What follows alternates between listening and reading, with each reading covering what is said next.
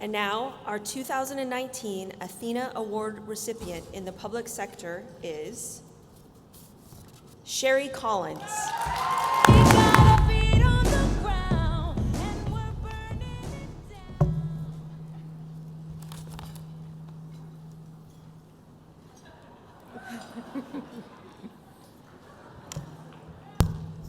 Wow. Can you hear me? I don't know, so I want to make sure. I mean, I have an interpreter, so I want to make sure you can hear me. So I'm very emotional right now, and this is not part of my speech, so I have to get my thoughts together. And when I speak, I have to think about how I come across with my pronunciation, so I'm nervous, so I'm going to roll on. Wow. Holy crap, that's all I can think of. Sorry. Maybe that's not appropriate, but that's how I feel right now. Okay. The ATHENA Award is a special recognition. Honestly, I'm so honored to have been selected as the candidate that I could have given an acceptance speech for being chosen as the finalist. From the very beginning, it was very overwhelming when I met other ATHENA Award finalists and former ATHENA winners.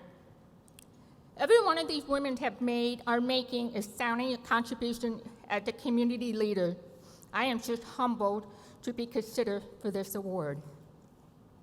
When I was growing up as a little girl in a small town, surrounded by hearing people, my family faced quite a challenge. What do we do with this little deaf girl? We don't know how to communicate with her. What would she be like? What is her future going to be like? My mom and dad were loving and supportive, and my big brother included me whenever and wherever he needed. He was also my protector. If you make fun of me, he's going to beat you. And he's here with me. Love you, Todd. My neighbor and my community were supportive, even though most of the time I had no idea what they were talking about. I even had a sign made up from the town that I grew up in. It said, "Caution, deaf child." That was the humorous part of my speech, you know. All right. Maybe I'm in trouble now. Okay. Mom worked with me. She worried about my future, and she still does. My mom learned sign language, and so did my brother. American Sign Language is not an easy language to learn, just like any other language. Eventually, I attended Illinois School for the Deaf, where I learned sign language fluently. American Sign Language is my everyday language. English is my second language.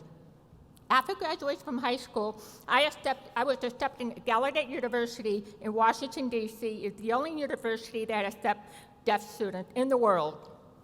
Later, I applied for a graduate school at North Carolina State University, where even though I met the academic qualification, I was denied because I was deaf. The dean told me that they had never had a deaf person in the graduate program in his department, and it would be very difficult for me. He told me he did not want me to fail. And I looked at the dean, and I said, "Dean, you're talking to the wrong deaf woman." I said, "I have the right to try. I have the right to fail, just like anybody else in the graduate program." I worked full-time while I was going to graduate school. I had the highly qualified sign language interpreter through all my classes. After I graduated, the dean found me and apologized and congratulated me that I succeeded through the graduate school. 10 years ago, I had a surgery, received a cochlear implant. Oops. That's a hazardous sign language sometimes. We knock things over. I received a cochlear implant, and technology enabled me to hear much more than I could hear with my hearing aid. My progress in understanding speech, including my own, would have not been possible if my mother had not worked with me so hard to teach me speech when I was a little girl. Her support long before a cochlear implant was critical. and I am still deaf. And I'm a very proud member of the deaf community. As you can see, I still use interpreters. Along the way, since I can remember, I had an unwavering support from my family, friends, and from the community. I learned the confidence and learned myself. I've learned that the success in part depends on support from others. I know that there is a great joy in making positive difference for other people. It matters. I am so fortunate to have the opportunity to return the favor through my career. Deaf people, deaf women, want to contribute to their community and to their state and to their country. We can, we do, and thank you for sending that message to Phoenix and Arizona. Mom, this award is for you.